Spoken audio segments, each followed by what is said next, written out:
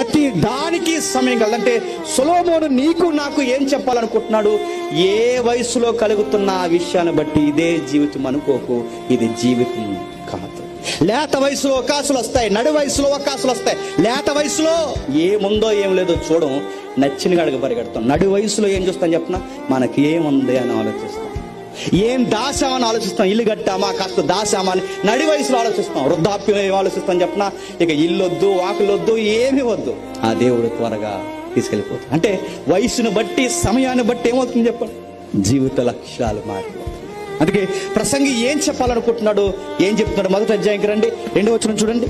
వ్యర్థము వ్యర్థము, సమస్తము వ్యర్థము, సూర్యుని కింద నరులు పడుచున్న పాటంతటి వారికి కలుగుచున్న లాభమేమి? వ్యర్థము వ్యర్థము. ఏ వ్యర్థం? సమస్తము వ్యర్థం. సుమారు ఒక అధ్యాయానికి 4-5 సార్లు చెప్తున్నాడు వ్యర్థం వ్యర్థం.